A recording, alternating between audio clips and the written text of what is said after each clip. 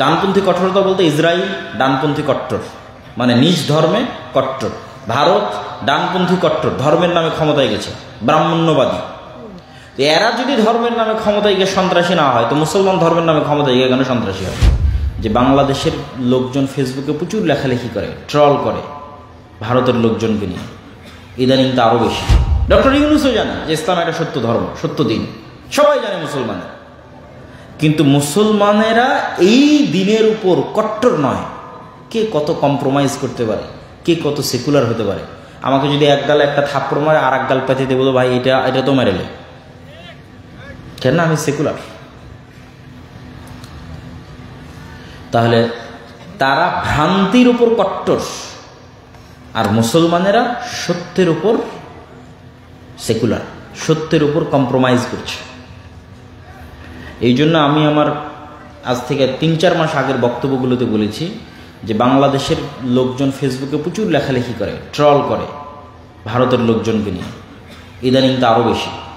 তখন আমি উত্তরে বলেছি, সব জায়গায় বলেছি যে তোমরা যে বলতেছো যে তারা হচ্ছে গোমূত্র পান করে অথবা গোবর পান করে, এই জন্য তাদের গায়ে শক্তি নাই, তারা ভীরু কাপুরুষ, আর আমরা মহাশক্তিশালী, আমরা গরুর দুধ পান করি, উমুক তুমুক ইত্যাদি, আমরা একদম ধুয়ে ফেলে দেবো, এই করে নেবো, সেই করে নেবো, অসংখ্য কথাবার্তা। তো কিন্তু এটার মানদণ্ডটা কোথায়? এটার মানদণ্ডটা যে জায়গায়, সে জায়গায় দাঁড়ালে তুমি ফেল হয়ে যাবা। এটার মানদণ্ডটা হচ্ছে সে গরুর মূত্র তার দিনের অংশ মনে করে খায়। বুঝেননি মনে আমার কথা?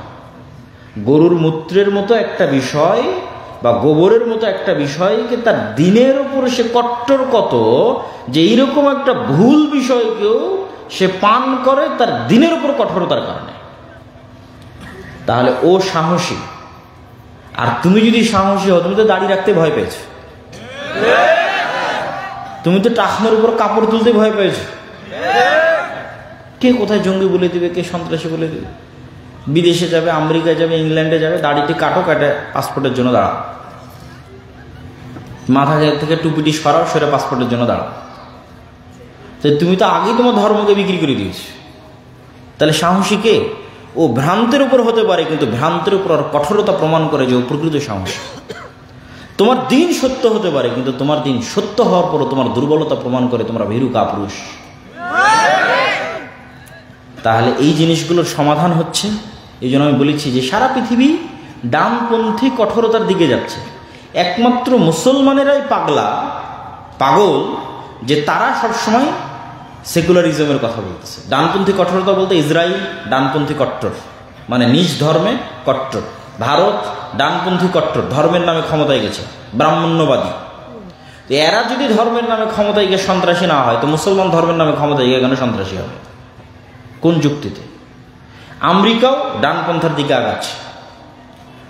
আমেরিকার মাটিতে পরিবার বিরোধী যত আইন ছিল সব বাতিল করে দিচ্ছে ট্রাম্প। বাইবেল স্কুলগুলোতে অধ্যয়ন চালু করতেছে।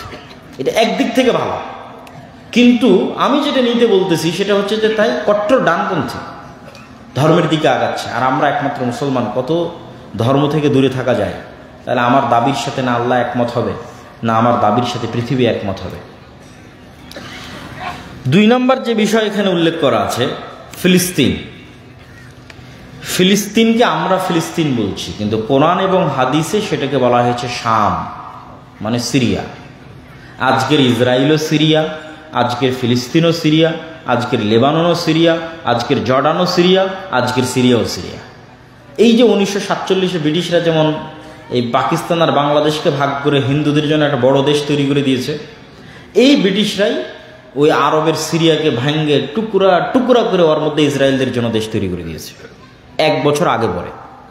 আমাদের বিশাল অখণ্ড ভারত, মুসলমানদের অখণ্ড ভারতকে ভাঙ্গে হিন্দুত্ববাদীদের জন্য একটা ভারত তৈরি করে দিয়েছে 47-এ, আর মুসলমানদের বিশাল অখণ্ড মধ্যপ্রাচ্য আরব ভূখণ্ডকে ভেঙ্গে 1948-এ ইহুদিদের জন্য তৈরি করে দিয়েছে ইসরায়েল। 1 বছরের ডিফারেন্স। সবগুলো শাম, সবগুলো সিরিয়া। এই জন্য প্রথমে মাথায় রাখতে হবে শাম, দ্বিতীয়ত মাথায় রাখতে হবে মসজিদে আকসা ও তার পার্শ্ববর্তী অঞ্চল।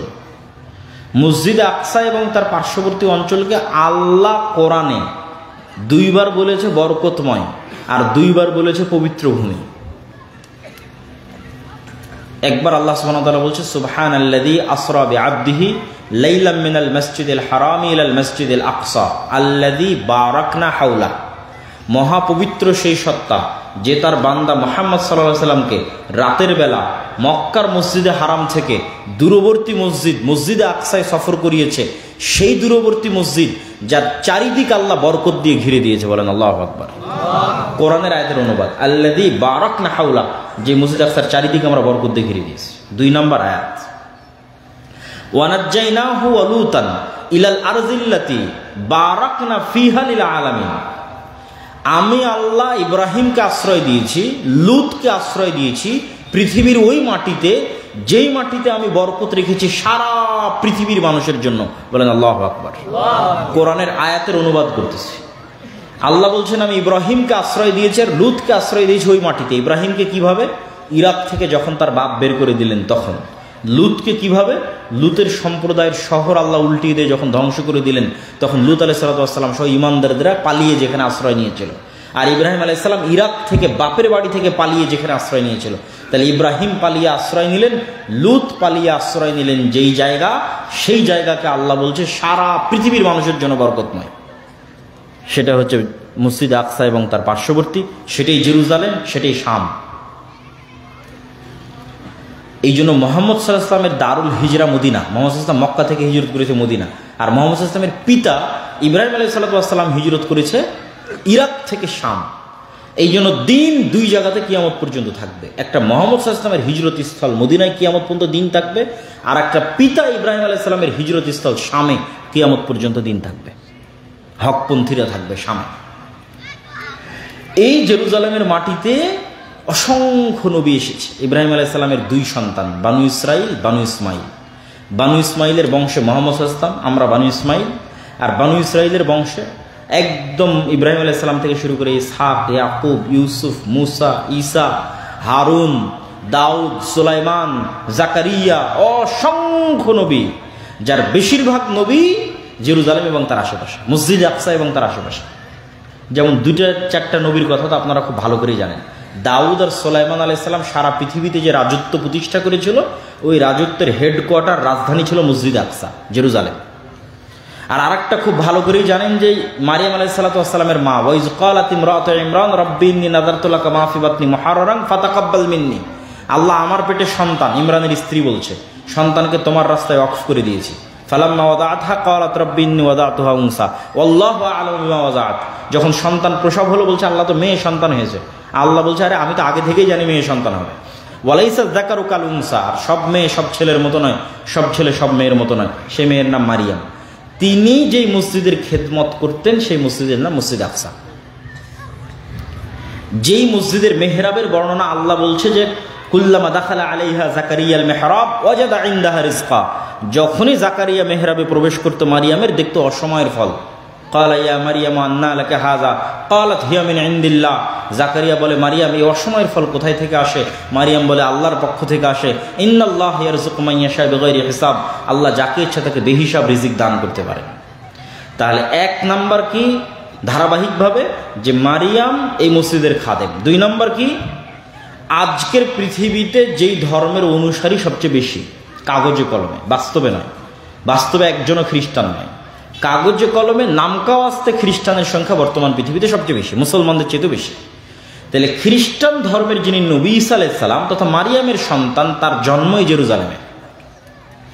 মসজিদ আকসা থেকে দূরবর্তী অঞ্চলে উনি তার সন্তানকে প্রসব দিয়ে যখন সন্তানকে কোলে নিয়ে লোকালয়ে ফিরে আসছেন, আল্লাহ কোরআনে বলছে মা কানা আবুকে ইমরা সাউইন ওয়া মা কানাত উম্মুকে বাগিয়া।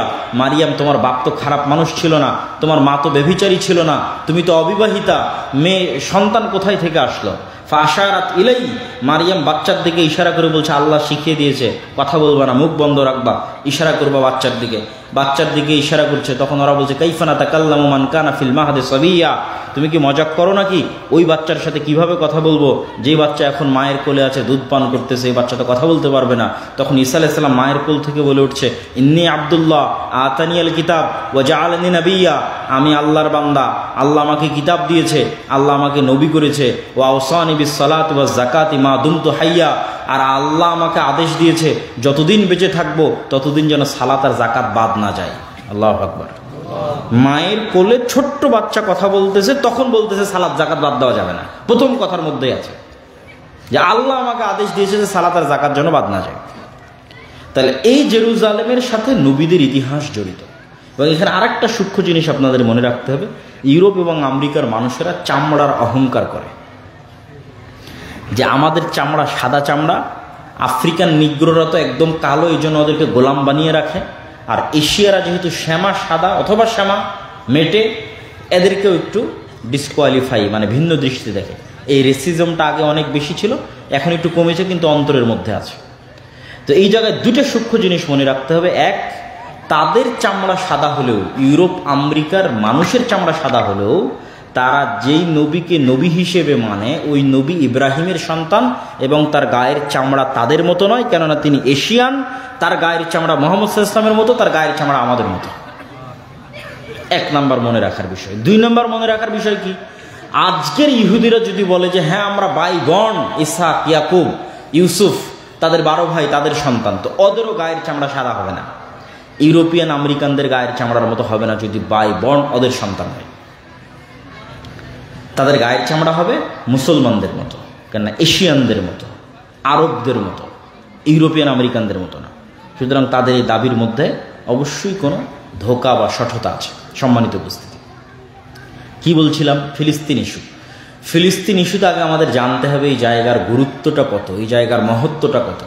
তাহলে আমরা এই আয়াত, এই ইতিহাস, এগুলোতে বোঝা গেল যে এটা কত মহৎ এবং মহান জায়গা। এবং বর্তমান পৃথিবীর তাহলে তিনটা ধর্মের পবিত্র স্থান হলো এই জায়গাটা।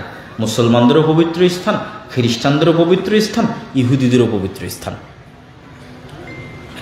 এবং এই জন্য ওমর রাদিয়াল্লাহু তাআলা আনহু যখন জেরুজালেম বিজয় করে, না খ্রিস্টানদের জায়গায় নামাজ পড়েছে না ইহুদিদের জায়গায় নামাজ পড়েছে। উনিও খুব বুদ্ধিমান ছিলেন, চৌকস ছিলেন। তো এই মহান জায়গা আমাদের হাতছাড়া হয়ে গেল। আমাদের বাপদাদারা যখন হজের সফরে যেত, মক্কাতেও নামাজ পড়তো, মদিনাতেও নামাজ পড়তো, মসজিদে আকসাতেও নামাজ পড়তো। আর আমরা 70-80 বছর থেকে কোনো মুসলমান, বাইরের কোনো মুসলমান মসজিদে আকসায় নামাজ পড়তে যেতে পায়নি। তাহলে মসজিদে আকসার নামাজ থেকে আল্লাহ আমাদের বঞ্চিত রেখেছে, এটা আমাদের জন্য আযাব। লা তুসাদ্দুর রিহাল ইল্লা সালাসা, পৃথিবীর একমাত্র 3টে জায়গায় ইবাদতের জন্য যাওয়া নেকির কাজ। আর পৃথিবীর কোনো জায়গায় ইবাদতের উদ্দেশ্যে গেলে গুনাহ হবে। ধরেন কেউ যদি মনে করে যে আমি আল্লাহর নবীর কবর জিয়ারত করতে বাংলাদেশ থেকে মদিনা যাব, গুনাহগার হবে। বুঝেন? কিন্তু আপনি এখান থেকে পাসপোর্ট করলেন, ভিসা করলেন, আপনার নিয়ত আল্লাহর নবীর কবর জিয়ারত করব, গুনাহগার। এই নিয়তে যে আল্লাহর নবীর কবর জিয়ারত করলে আমি বেশি কোনো নেকি পেতে পারি। নিয়ত কি হতে হবে? 3টে জায়গায় ইবাদতের জন্য যাওয়া যায়। 1, মক্কার মসজিদে হারাম। 2, মদিনার মসজিদে নববী। মসজিদ নববীতে চলে এসেছি, তাই এখানে আল্লাহর নবীর কবর আছে, তাই একটু জিয়ারতটা করে নিই, এটাতে সমস্যা নেই। কিন্তু নিয়ত মসজিদে নববী। আর আরেকটা জায়গা, সেটা মসজিদে আকসা, যেখানে ইবাদত করার উদ্দেশ্যে সফর করলে নেকি হবে, যেখানে সালাত আদায়ের উদ্দেশ্যে সফর করলে নেকি হবে। কিন্তু আমরা কিন্তু সেই সালাতের নেকি থেকে বঞ্চিত, আল্লাহ বঞ্চিত করে রেখেছে। তাহলে এই সম্মান আল্লাহ আমাদের পূর্ববর্তীদের দিয়েছে। কেন দিয়েছে? ওমর রাদিয়াল্লাহু তাআলা আনহু যেদিন, তাহলে এই প্রবলেমের সমাধান হয়ে যাবে। ওমর রাদিয়াল্লাহু তাআলা আনহু যেদিন জেরুজালেম বিজয় করবেন, তখন আবু উবাইদা ইবনুল জাররাহ 4000 সাহাবী সহ 12000 সৈন্য নিয়ে জেরুজালেম ঘেরাও করে আছে। প্রায় 1 মাস থেকে ঘেরাও চলতেছে, রক্তপাত চায় না।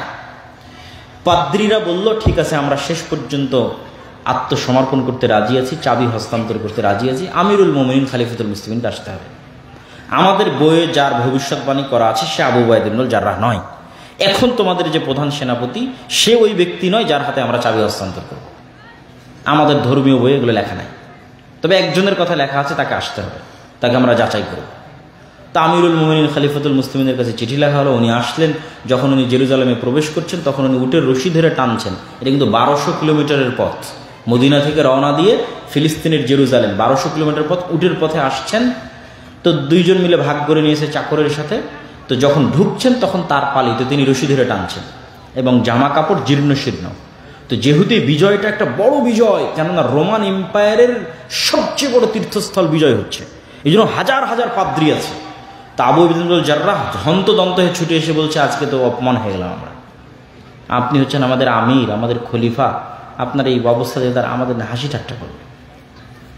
ওমর রাদিয়াল্লাহু তাআলা বলছে, এই কথা তুমি বাদে অন্য কেউ বললে খুব কষ্ট পেতাম না, কিন্তু তুমি বলাতে কষ্ট পেলাম। আমরা ছিলাম মরুভূমির রাখাল, দুনিয়ার কেউ চিনত না। জাহিলি যুগে আমি ওমর, আমাকে কেউ চিনত না। আর আজকে আমি ওমর অর্ধ পৃথিবীর শাসক, আবার রোমান এম্পায়ারের সবচেয়ে বড় তীর্থস্থল আমি ওমর বিজয় করতেছি। তো তোমরা কি মনে করছো এটা জামা কাপড়, পোশাক আশাক, স্টাইল আর এই সমস্ত এগুলো কিছু দিয়ে অর্জন করেছি? না। আ'আজ্জানাল্লাহু বিল ইসলাম, ইসলাম এবং কোরআনের অনুসরণ আল্লাহ আমাদেরকে সম্মান দিয়েছে। আল্লাহু আকবার। পৃথিবীর ইতিহাসের কোনো যুদ্ধে মুসলমানেরা শক্তি ক্ষমতা দিয়ে বিজয় অর্জন করেনি। আজকে মুসলমানদের কাছে যে ক্ষমতা আছে, যে শক্তি আছে, তার সিকি ক্ষমতা খোলাফায়ে রাশিদিনের আমলে মুসলমানদের কাছে ছিল না। তার সিকি ক্ষমতা সুলতান মোহাম্মদ আল ফাতেহ, যিনি তুরস্ক বিজয় করেছেন, তার কাছে ছিল না। সুলতান সালাহুদ্দিন আইয়ুবী তার কাছে ছিল না। সিকি ক্ষমতা ছিল না। আজকের মুসলমানদের যে ক্ষমতা আছে, আজকের পাকিস্তানের যে ক্ষমতা আছে, বাংলাদেশের যে ক্ষমতা আছে, সৌদি আরব, তুরস্ক, মালয়েশিয়ার যে ক্ষমতা আছে, এর একটা দেশের যে ক্ষমতা, তার সিকি ক্ষমতা খোলাফায়ে রাশিদিনের আমলে ছিল না। তাহলে প্রত্যেকটা যুদ্ধে মুসলমানের সংখ্যা কম, প্রত্যেকটা যুদ্ধে বিপরীত পক্ষের যোদ্ধার সংখ্যা বেশি। খালিদ বিন ওয়ালিদ মুতার যুদ্ধে কয়েক লক্ষ রোমান এম্পায়ারের বিরুদ্ধে যুদ্ধ করেছে মাত্র কয়েক হাজার সৈন্য নিয়ে। তাহলে মুসলমানরা ক্ষমতা দিয়ে বিজয় অর্জন করেনি, মুসলমানেরা বিজয় অর্জন করেছে তাকওয়া, পরহেজগারিতা, আল্লাহ ভরসা দিয়ে। আজকে মুসলমানদের কাছে ক্ষমতা আছে, কিন্তু আসল জিনিসটাই নাই। এই আসল জিনিসটা যে হারিয়ে গেছে, এটা আমি বহু বক্তব্যে বলেছি। আজকেও বক্তব্য যেহেতু দীর্ঘায়িত করবো না, সংক্ষিপ্ত করে নিয়ে আসি, একটু সারমর্ম বলি যে মুসলমানেরা সেই জায়গাটা হারিয়ে ফেলেছে। সেটা কি? আজকের মুসলমানেরা হচ্ছে আজকের যুগের বানু ইসরাইল। ওই যুগের বানু ইসরাইলদের কথা আলামতের সাথে এই যুগের বানু ইসরাইল কথা আমরা মিল আছে। ওই যুগের বানু ইসরাইলদের কথা কি বলছে আল্লাহ? ওয়াইজ নাজ্জাইনাকুম মিন আলি ফিরআউন ইয়াসুমুনাকুম সুআল আযাব ইউযাব্বিহুনা আবনাকুম ওয়া ইস্তাহয়ুনা নিসাআকুম। স্মরণ করো সেই দিনের কথা, যেই দিন ফিরআউন তোমাদের ছেলে সন্তানদের জবাই করত, মেয়ে সন্তানদের বাঁচিয়ে দিত। তাহলে এটা 4000 বছর আগে ফিরআউন বানু ইসরাইলদের সাথে করত। আজ 4000 বছর পরে আজকের যুগের ফিরআউন এর চেয়ে জঘন্য কাজ করতেছে, ছেলেকেও মারতেছে, মেয়েকেও মারতেছে। গত 1.5 বছরে 50,000 হত্যা করেছে। তাহলে একটা মিল যে ওই যুগে বানু ইসরাইলদের যা লেভেল ছিল, আজকের যুগে আমাদের তাই লেভেল। ওই যুগের ফিরআউন, এই যুগের ফিরআউন।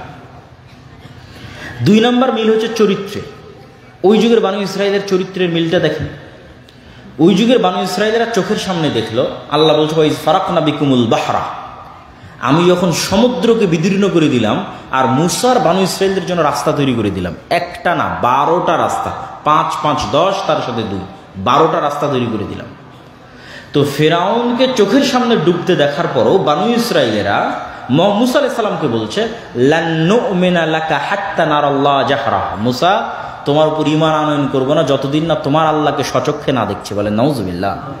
আরে তোরা তো এখনই দেখলি তোদের সামনে ফিরআউন ডুবে মরলো। কোন ফিরআউন? যে ফিরআউন তোদের ছেলে সন্তানদের জবাই করতো, সে ডুবে মরলো। তাহলে তোরা কোন লজ্জায় বলি যে আল্লাহকে না দেখলে ঈমান আনয়ন করবো না? 2, যেহেতু লোহিত সাগর পার হওয়ার পর এই অঞ্চলটা হচ্ছে মরুভূমি, তো পানির কোনো ব্যবস্থা নাই, সাগরের পানি লবণাক্ত। তখন বানু ইসরাইলরা মুসা আলাইহিস সালামকে বলছে ওয়াইজ ইসতাসকা মুসা লিকাওমিহি ফাকুলনা দিরিব বিআসাকাল হাজার ফানফাজারাত মিনহু ইসনাতা আশারাতা আইনা। মুসা পানির ব্যবস্থা করে দাও। আল্লাহ তো ফিরআউনকে ডুবিয়ে দিল, খাবার নাই, পানি নাই, পানির ব্যবস্থা করো। মুসা আলাইহিস সালামকে আল্লাহ বলছে মুসা তোমার হাতের লাঠি পাথরে আঘাত করো।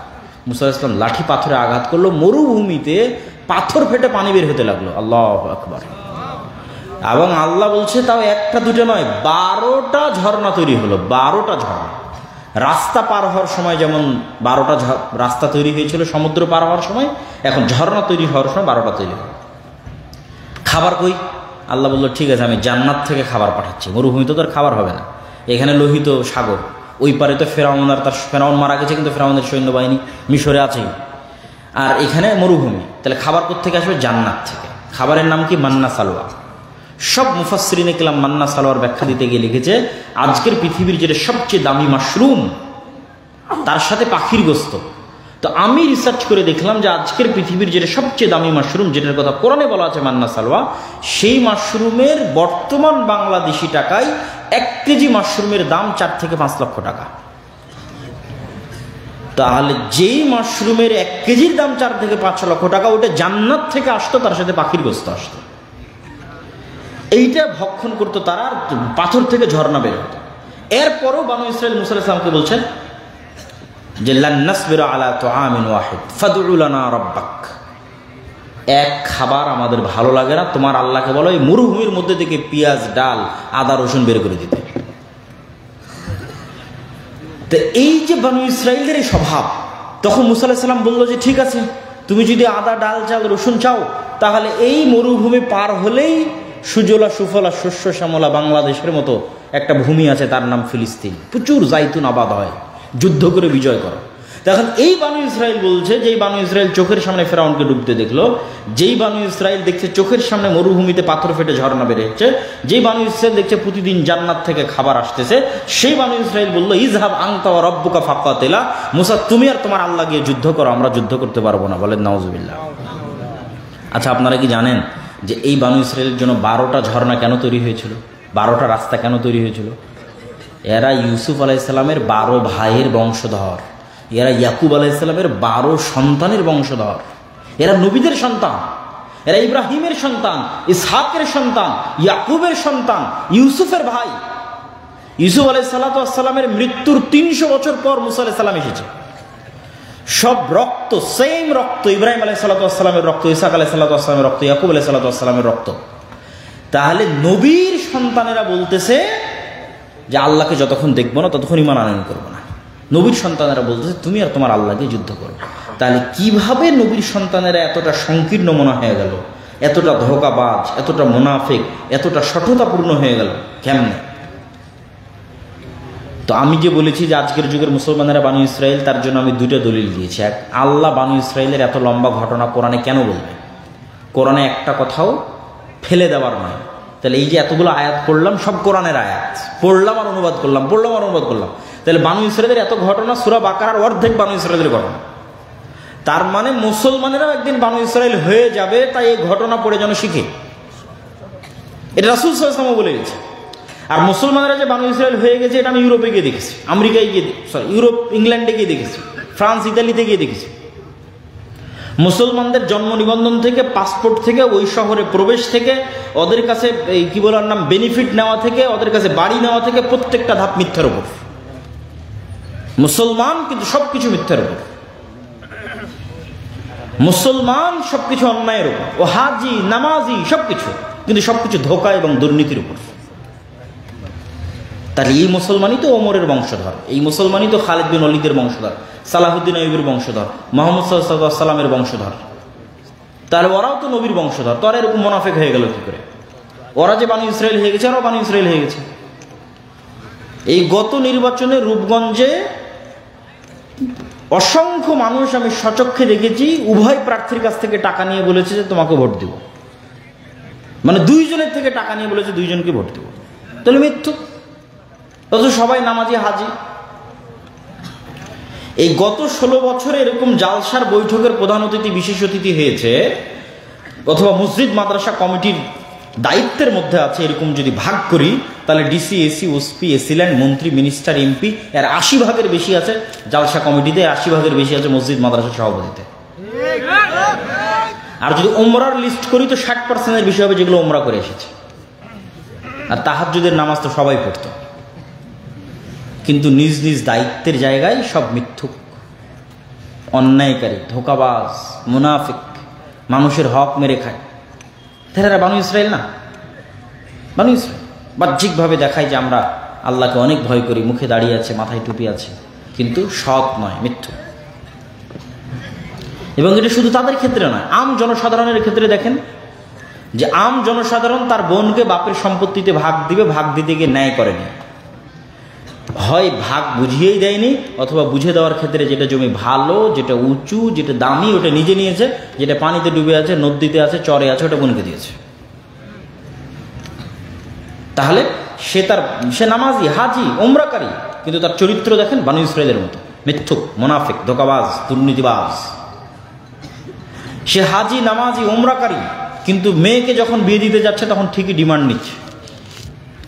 তখন ঠিকই যৌতুক দাবি করে বসতেছে।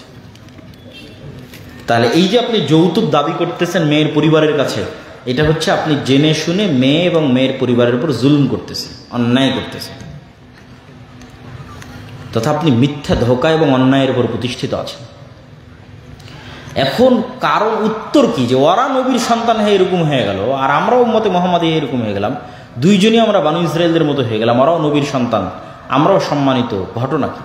ঘটনা হচ্ছে ইউসুফ আলাইহিসসালামের মৃত্যুর পর যখন ফেরাউনরা ক্ষমতা নিল, তখন যেহেতু ইউসুফ আলাইহিসসালামও আগের সরকারের ক্ষমতার জোট সঙ্গী ছিল, মন্ত্রী ছিল, ইউসুফ আলাইহিসসালামের ভাইয়েরাও বড় বড় মন্ত্রী মিনিস্টার বিভিন্ন পদে ছিল।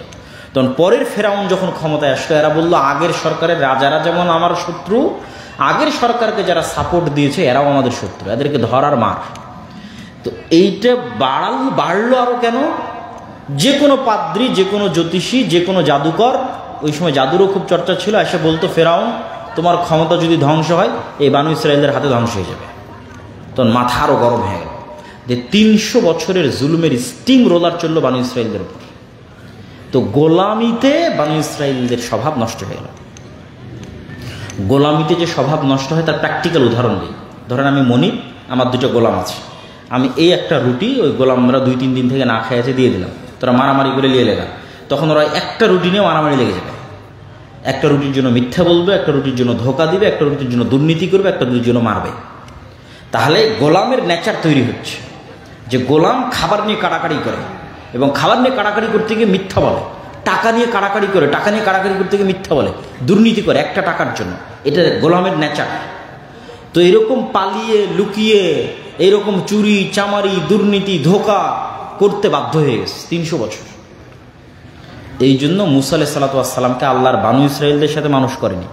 আল্লাহ জানতেন মুসাকেও যদি বানু ইসরায়েলদের সাথে রাখি তো ইও তো গোলামের মতো পালিয়ে বেড়াবে, তাহলে সেও যদি গোলামের মতো পালিয়ে বেড়াতে এরও তো স্বভাব চরিত্র নষ্ট হয়ে যাবে, ও মিথ্যা বলা শিখবে, দুর্নীতি করা শিখবে, তো নেতা হতে পারবে না, নবী হতে পারবে না।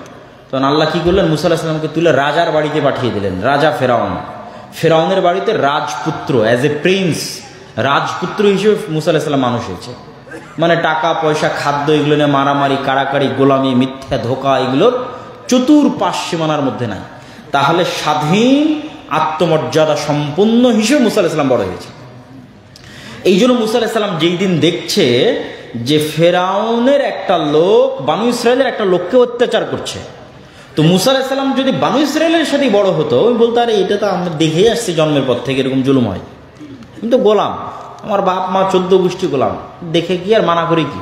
কিন্তু উনি তো স্বাধীন, জুলুম সহ্য করতে পারেনি, একদিন জুলুম দেখেছে, এক থাপ্পড়ে অন দ্য স্পট জালেমকে হত্যা করে দিয়েছে। কেননা উনি স্বাধীন।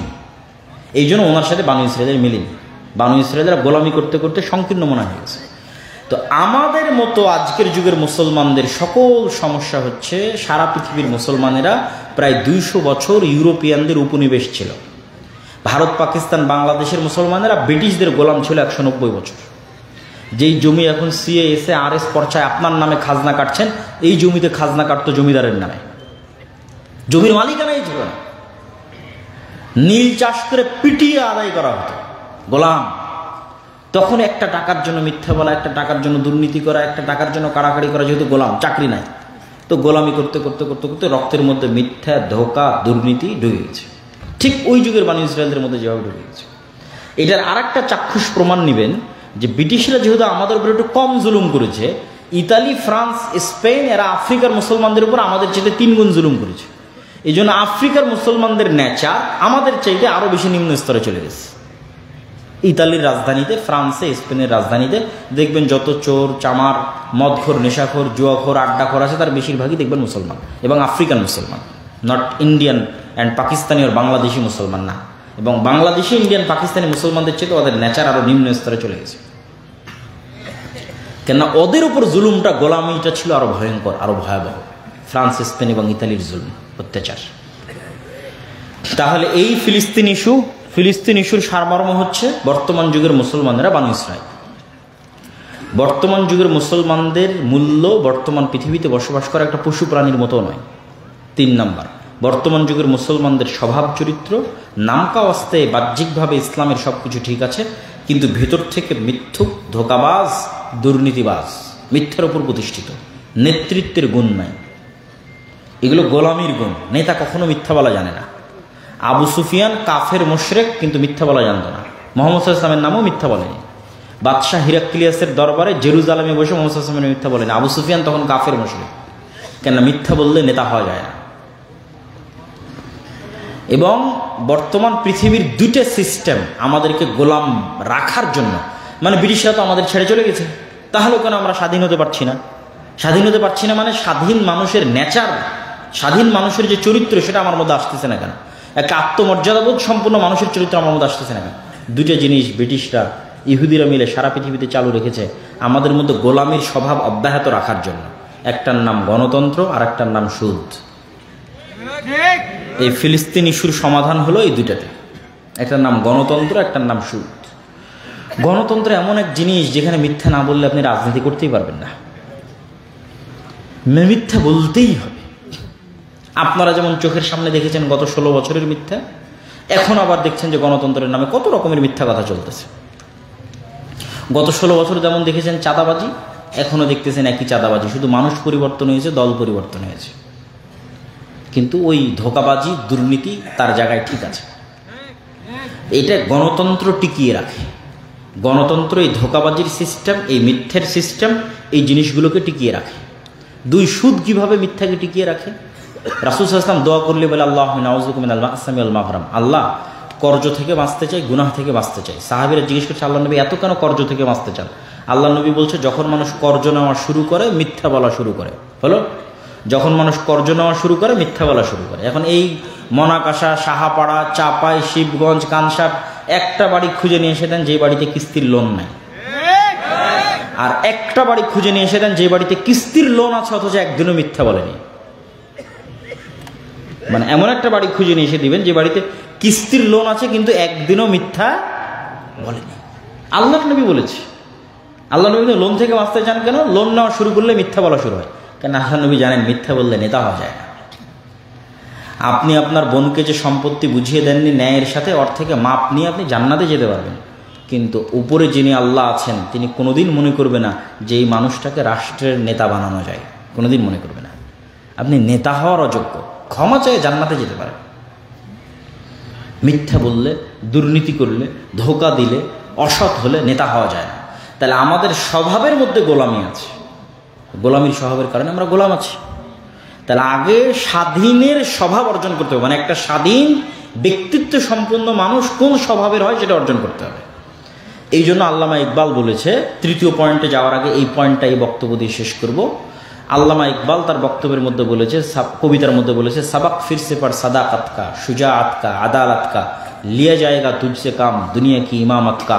মুসলমানেরা তোমাদের মধ্যে নামাজ আছে, সঠিক আকীদা আছে, আমল আছে, হজ আছে, উমরা আছে, গোটা রমজানে রোজা রাখলে, সাহারি করলে, ইফতারি করলে, ঈদ পালন করলে, ফিতরা দিলে, সব কিছু আছে। নাই কি তোমরা সত্য বলা জানো না, তোমাদের মধ্যে সাহসিকতা নাই, তোমাদের মধ্যে ন্যায়পরায়ণতা নাই।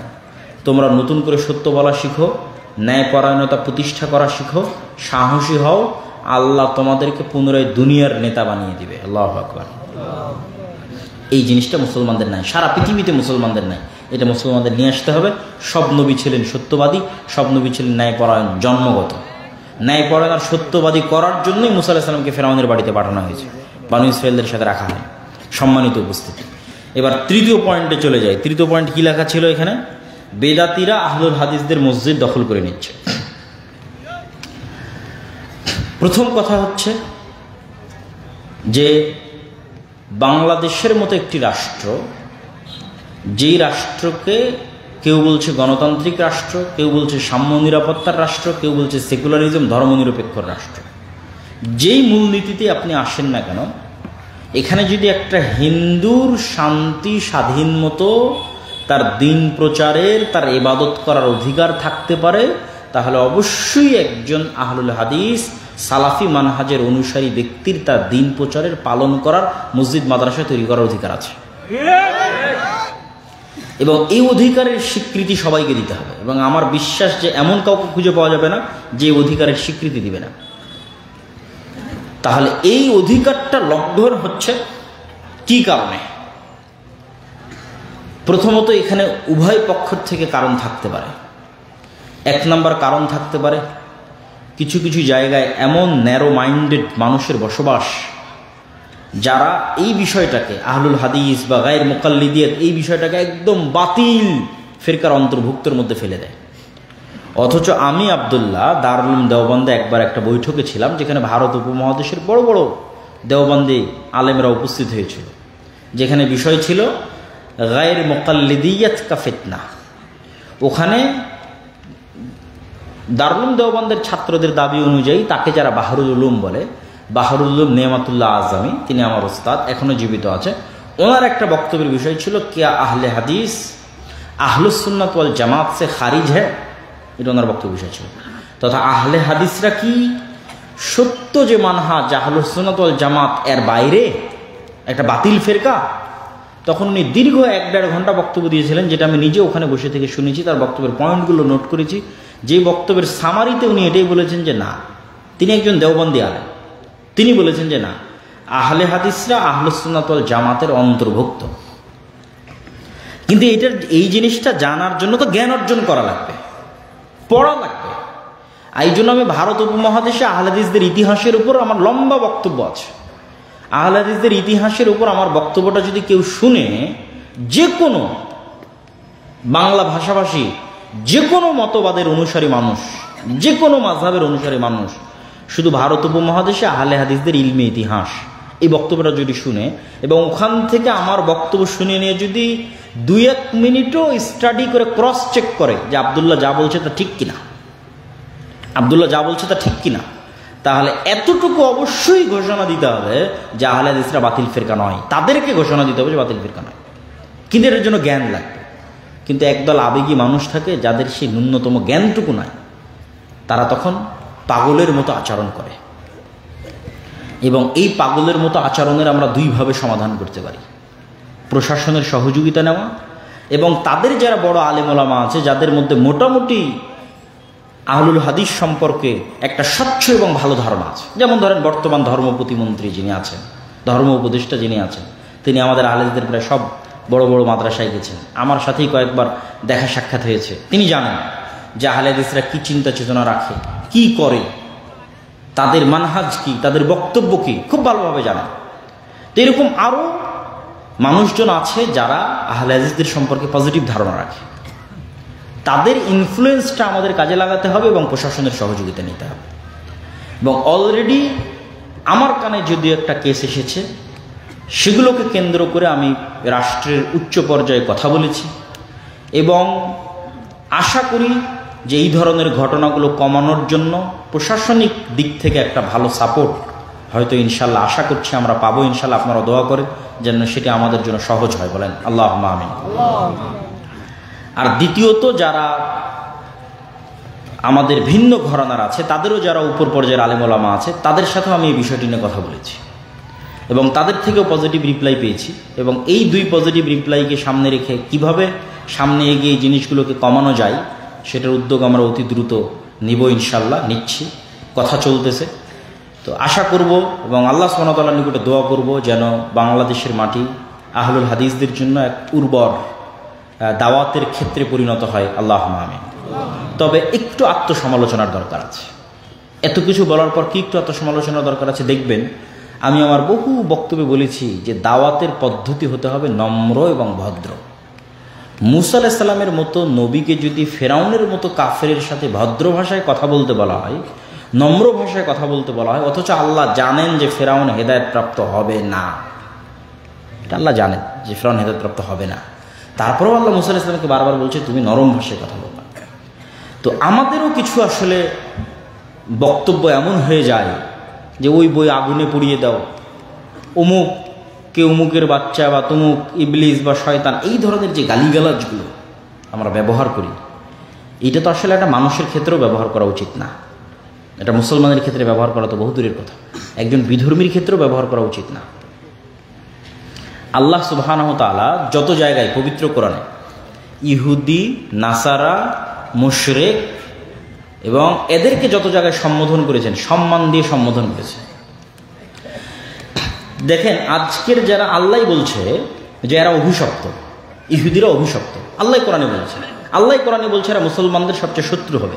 আবার আল্লাহ যখন তাদেরকে দাওয়াত দিচ্ছে, ডাকছে, মানে ইহুদিদেরকে দাওয়াত দিচ্ছে, ডাকছে, তখন কোরআনের আয়াত দেখেন, ইয়া বানি ইসরাঈল আযকুরু নি'মাতি আল্লাতী আন'আমতু আলাইকুম। কোথাও বলছে ইয়া বানি ইসরাঈল আযকুরু, বলছে ফাজ্জালতুকুম আলাল আলামিন, বলছে হে বানু ইসরাইলেরা। বানু ইসরাইল বলাটাই সম্মান। বানু ইসরাইল মানে ইয়াকুবের ছেলে, ইয়াকুব আলাইহিস সালামের ছেলে। হে বানু ইসরাইলেরা, স্মরণ করো সেই দিনের কথা যেই দিন আমি আল্লাহ তোমাদের উপর কত নিয়ামত দিয়েছিলাম। স্মরণ করো সেই দিনের কথা যেদিন আমি আল্লাহ তোমাদের উপর কত দয়া করেছিলাম। আল্লাহ একটি অভিশপ্ত জাতিকে এভাবে ডাকতেছে, তাদেরকে সম্মান দিয়ে, তাদের অতীত ইতিহাস স্মরণ করিয়ে ইমোশনালি তাদেরকে অ্যাটাক করতেছে ইমোশনালি। এবার যখন খ্রিস্টানদের কথা আসতেছে তখন কি বলতেছে, যে এই খ্রিস্টান কাফের। আল্লাহ সুবহানাহু ওয়া তাআলা কোরআন মাজিদে কোথাও এইভাবে দাওয়াত দিয়ে বলে না যে এই কাফেরেরা, এভাবে বলে যে ইয়া আহলাল কিতাব, হে কিতাবের অনুসারীরা। আহলে কিতাব বলাটাই সম্মান। আহলে কিতাব বলাটা কেন সম্মান? আল্লাহ স্মরণ করিয়ে দিচ্ছে যে আমি তোমাদের কাছে একটা কিতাব পাঠিয়েছিলাম যার নাম তাওরাত, যার নাম জবুর, যার নাম ইনজিল। তোমরা কিতাবের অনুসারী, তোমরা আহলে কিতাব। তোমরা নাসারা হতে পারো, মুহাম্মাদের উপর ঈমান আনয়ন করনি, এটাও হতে পারে, কিন্তু তোমরা আহলে কিতাব।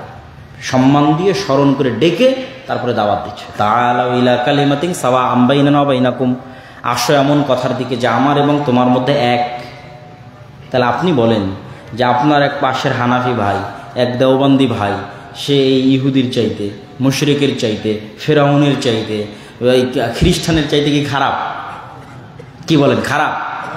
যদি খারাপ না হয় তাহলে যদি আপনি বলেন যে ওর বই পুড়িয়ে দিব, ওর এই করব সেই করব, এই কি অমুক উমুকের বাচ্চা, তুমুক, ইবলিস, শয়তান, মুখের ভাষার কোনো ঠিক নাই, তাহলে তারা কি আপনার দাওয়াতটা কিভাবে নেবে? ব্রেনের মধ্যে ডাইরেক্ট নেগেটিভ জিনিস ঢুকে যাবে। কারণ আপনার দাওয়াত সত্য হলেও আর কোনোদিন গ্রহণ করবে না, তুই তো আমাকে গালি দিয়েছিল। এই জন্য আল্লাহ কিন্তু বলেছে তোমরা অন্যের ইলাহদের গালি দিও না। জানি আমরা যে মা দুর্গার যে পূজা করে, মা কালীর যে পূজা করে, এটা ভ্রান্ত, তারপরও আল্লাহ বলছে ওটাকে গালি দিও না। ওটাকে গালি দিলে আল্লাহ সম্পর্কে নেগেটিভ জিনিস ওর ব্রেনে চলে যাবে, তখন সত্য জানলে আর মানতে পারবে না। তো এই জন্য আমাদেরও একটু আত্মসমালোচনা দরকার আছে, যে আমি একটা জায়গায় মসজিদ তৈরি করলাম, আহলে হাদিসরা মসজিদ তৈরি করে সেখান থেকে ধরেন ফতোয়া দেওয়া শুরু করলাম যে সব হানাফিরা কাফের, সব হানাফিরা মুশরিক, হিন্দু জান্নাতে গেলেও হানাফিরা জান্নাতে যাবে না। তাহলে হলো? তাহলে আপনি দাওয়াতি কাজ করা জানলেন না। তাহলে আমরা হাজার চেষ্টা করেও কিন্তু আপনাকে ট্যাকেল দিতে পারবো না। তৃতীয় আর একটা নসিহা, আত্মসমালোচনা, সেটা হচ্ছে আমাদের ভাইয়েরা বিভিন্ন জায়গায় দেখা যাচ্ছে বড় কোনো প্রতিষ্ঠান বা বড় কোনো একটা প্ল্যাটফর্মের সাথে যোগাযোগ রক্ষা করা ছাড়াই তারা দেখা যাচ্ছে যে কার্যক্রম শুরু করে দিচ্ছেন, আলেমুল আমাদের পরামর্শ নিচ্ছেন না, আলেমুল আমাদের দিক নির্দেশনা নিচ্ছেন না। আবার বিপদে পড়ে গেলে দৌড়ে হয় আলেমুল আমার কাছে যাচ্ছেন, না হয় এর কাছে দৌড়াচ্ছেন। তো আমার কথা হচ্ছে কাজ শুরু করার আগেই আলেমুল আমাদের পরামর্শ নেন, আহলে হাদিসদের যে প্ল্যাটফর্মগুলো আছে সেগুলোর পরামর্শ নেন, পরামর্শ নিয়ে কাজ শুরু করেন, তাহলে দেখবেন আপনার কাজে ভুল হবে এবং এই ধরনের সমস্যা কমে আসবে। আল্লাহ সুবহানাহু ওয়া তাআলা আমাদের কবুল করুক, আল্লাহুম্মা আমিন। বক্তব্যের শেষের দিকে এসে আপনাদের কাছে কয়েকটা উদাত্ত আহ্বান। সেটা হচ্ছে যে আমি যে এতক্ষণ বক্তব্য দিলাম এগুলো হচ্ছে ক্ষণিক, এগুলো হারিয়ে যাবে। কিন্তু এই দেখছে বানু ইসরাঈলের এই বিশাল ঘটনা, এই পুরো জেরুজালেম বিজয়ের ঘটনা, পুরো ফিলিস্তিন বিজয়ের ঘটনা বইয়ে লিখিত আকারে আছে। আমার লেখা বই ফিলিস্তিনের সমসাময়িক মুসলিম বিশ্ব, রাশিয়া ইউক্রেনের পাবেন, আফগানিস্তান তালেবান পাবেন, যা বর্তমান মুসলিম বিশ্বে চলতেছে তার সবগুলো এই বই পাবেন। তো এই লিখিত বইগুলো, এই যে শেখ আব্দুর রাজ্জাক বিন ইউসুফ হয়তো আজকে এখানে আসেনি, কিন্তু তার ইলমে আমানতগুলো তো আপনাদের কাছে আছে। এবং আমরা যে কার্যক্রমগুলো করতেছি সারা বাংলাদেশে, এই কার্যক্রমগুলো তো আপনারা দেখছেন, কিন্তু সারা কই? এই রমজানে 500 মক্তব দাওয়া ইলাল্লাহর অধীনে ছিল, পরিচালিত হয়েছে। যেই 500টা মক্তবের প্রত্যেকটা শিক্ষক জামিয়া সালাফিয়া থেকে ট্রেনিং নিয়েছে। 1 নাম্বার, যেই 500 শিক্ষক জামিয়া সালাফিয়া থেকে ট্রেনিং নিয়েছে তার যাতায়াত খরচ দাওয়া ইলাল্লাহ বহন করেছে, ওখানে থাকা খাওয়া বহন করেছে, ট্রেনিং খরচ বহন করেছে। 2 নাম্বার, এই 500 শিক্ষক যতগুলো মক্তবে আছে, প্রত্যেকটা মক্তবের যত ছাত্র আছে তাদেরকে বই ফ্রি দেওয়া হয়েছে, যে কায়দাটা পড়বে সে কায়দাটা ফ্রি দেওয়া হয়েছে। 3 নাম্বার, এই রমজান মাসকে লক্ষ্য করে, ঈদকে লক্ষ্য করে 500টা মসজিদে হাদিয়া দেওয়া হয়েছে। ন্যূনতম 2000 হোক, 3000 হোক দেওয়া হয়েছে। এই 2000-3000 টাকাও আপনি কল্পনা করেন, 500 মসজিদ পৌঁছানো 15 লক্ষ টাকা। এই যে এত বড় খেদমত, এখানে আপনার কোনো কিছুই করা লাগতেছে না, কিন্তু আপনার মক্তব এখনো দাওয়া ইলাল্লাহর অধীনে আসলো না, ট্রেনিং নিল না, ট্রেনিং নেওয়ার আগ্রহ দেখালেন না। এইটা তো দাওয়াতি কাজের ভিত তৈরি করবে। এটা এরকম না যে বড় সম্মেলন করে আমার জনপ্রিয়তা দেখালাম, এটা না। এটার প্রভাব পড়বে 20 বছর পর। দেখা যাচ্ছে 20 বছর পর একটা অফিসের ডিসি বসে থাকবে, বলবে যে আমি দাওয়ায়ে আল্লাহর অমুক মক্তবে এই দোয়াটা শিখেছিলাম, বাংলাদেশেরই কোনো এক ডিসি, কোনো এক ওসি। এইটা হলো সুদূর প্রসারী প্রভাব। এটা যে রুট লেভেল থেকে সমাজকে সংস্কার করা, সংশোধন করা, একদম তৃণমূল গোড়া থেকে। এবং এই গোড়া থেকে সংস্কারের জন্য আমরা দ্বিতীয় আর একটা পদক্ষেপ নিয়েছি, যে এই মসজিদগুলোকে আমরা শক্তিশালী করব, মসজিদকে এম্পাওয়ার করা, যে ক্ষমতার যে ব্যালেন্স, এটা যেন শুধু রাজনৈতিক দল আর রাজনৈতিক নেতাদের কাছে না থাকে, ক্ষমতার ব্যালেন্সটা যেন মসজিদ মাদ্রাসার মধ্যেও বন্টন হয়। এটার এখন সুযোগ। এই জন্য আমরা সুদমুক্ত কর্জে হাসানা চালু করেছি। এই জন্যই সুদমুক্ত কর্জে হাসানা আমরা আমভাবে ব্যাপকভাবে সবাইকে দিতে পারবো না। ওই যে মসজিদটাতে আমার বক্তব্য চলতেছে, ওই বক্তব্যের ইমাম এবং দায়িত্বশীলের হাতে ওই গ্রামের যোগ্য ব্যক্তির কাছে যাবে, যাতে ওই যে বক্তব্যের যে শিক্ষক, সে যেমন বক্তব্যের টিচার হিসেবে সম্মানিত বোধ করবে, তার এলাকায় কর্জে হাসানা দিয়ে সেই এম্পাওয়ারমেন্ট হবে, সোশ্যাল পাওয়ার তার বাড়বে। দেখা যাচ্ছে যে একটা পর্যায়ে এমন তার সোশ্যাল পাওয়ার হয়ে গেছে, একটা মেম্বারের চেয়ে পাওয়ারফুল হয়ে গেছে গ্রামে। এটা অস্বাভাবিক কিছু না, এটা নিয়ে আসতে হবে। যে মসজিদ মাদ্রাসা মানে শুধু আপনি কোরআন পড়াবেন, হাদিস শিখাবেন দিয়ে শেষ না। আপনার গ্রামে কোনো অন্যায় হচ্ছে কিনা ওটা অন্তত সাধ্য অনুযায়ী বাধা দিতে হবে, এটাও মসজিদ মাদ্রাসার কাজ। এই অন্যায় মানে আপনারা বুঝিয়েন না যে গান বাজনার অন্যায়, বেপরদার অন্যায়, সেগুলো তো অন্যায়। কিন্তু আমি এখন যে অন্যায়ের কথা বলতেছি সেটা মিথ্যার অন্যায়, ধোকার অন্যায়, দুর্নীতির অন্যায়, মানুষের উপর অন্যায়। ওগুলো অন্যায় বাধা দেওয়ার জন্য তো বক্তব্য অনেক হয়েছে, হুজুরেরা করেও শোনেও। কিন্তু যখন দেখবে যে না, অমুক জায়গাতে একটা মেম্বার, একটা উপজেলা চেয়ারম্যান একটা জিনিস অন্যায় করতেছে, একটা সালিশ অন্যায়ভাবে করতে, টাকা নিয়ে সালিশ করে দিচ্ছে, জমি জোর করে দখল করে নিচ্ছে, বা আর যে কোনো অন্যায়, মসজিদ মাদ্রাসার শিক্ষকেরা যাবে না, দূরে থাকবে। এইটা না, ওই সামাজিক অন্যায় বাধা দিতে হবে। ডিমান্ডের ভিত্তিতে বিয়ে হচ্ছে, বাধা দিতে হবে। বাপ মারা গেছে, বোনকে সঠিকভাবে সম্পত্তি বুঝিয়ে দেয়নি, বাধা দিতে হবে। এই সোশ্যাল পাওয়ারটা আপনাকে অর্জন করতে হবে। সেটার জন্য আমাদের দ্বিতীয় আমরা শুরু করেছি জাস্টিস মুভমেন্ট, যেটার প্রথম প্রজেক্ট হচ্ছে কর্জে হাসানা, এবং ওই মসজিদগুলো থেকে বিতরণ হবে। তাহলে কেন আপনি আপনার মসজিদকে দাওয়ায়ে আল্লাহর অধীনে করে দিচ্ছেন না? কেন আপনার মসজিদের মক্তব্য এখনো দাওয়ায়ে আল্লাহর অধীনে আসতেছে না? 3 নম্বর হচ্ছে জামিয়া সালাফিয়ার মতো একটা উন্নত বড় শিক্ষা প্রতিষ্ঠান, যেখানে বাংলাদেশ ইনভেস্টমেন্ট ডেভেলপমেন্ট অথরিটি বিডার অনুমোদন নিয়ে বিদেশি শিক্ষকরা সবসময় থাকে এবং পড়ায়। যে বিডার মাধ্যমে বিদেশি 400-500 গেস্টকে নিয়ে বড় একটা সম্মেলন বাংলাদেশে হতে যাচ্ছে, বড় বড় কোম্পানির সিইও আসতেছে। ওই বিডার পারমিশন নিয়ে আমাদের জামিয়াতে বিদেশি শিক্ষকেরা থাকে স্থায়ীভাবে। আর গত 1 বছরে শুধু 12-র অধিক বিদেশি শিক্ষক সৌদি আরব থেকে আসছে, যারা জামিয়া সালাফিয়াতে দার্স দিয়েছে, এই রমজানও দিয়েছে। তাহলে এই যে আমাদের উন্নত কারিকুলাম, উন্নত সিলেবাস, এটা দিয়ে যেন অন্য মাদ্রাসা উপকৃত হয়, এই জন্য আমরা অন্য মাদ্রাসাগুলোকে জামিয়া সালাফের সাথে অধিভুক্ত হওয়ার সুবিধা দিচ্ছি। এবং এই অধিভুক্ত হওয়ার ক্ষেত্রে আমাদের সহযোগিতার মানসিকতা নেওয়া না, যে একটা ফর্ম পূরণ করো, টাকা দাও, ঠিক আছে, প্রতি মাসে একটা বাৎসরিক ফি দাও, মাসিক ফি দাও না। পারলে আমরা আরও অর্থনৈতিক সহযোগিতা করতে পারবো কিনা সেই মাদ্রাসা, সেটা চিন্তা করে দেখব। তাহলে এই মাদ্রাসাগুলোকে উচিত যে এই সোশ্যাল এম্পাওয়ারমেন্টের যে মুভমেন্ট, জাস্টিস মুভমেন্ট, এটার অংশ হওয়ার জন্য এই ধরনের কাজের সাথে কানেক্টিভ হয়।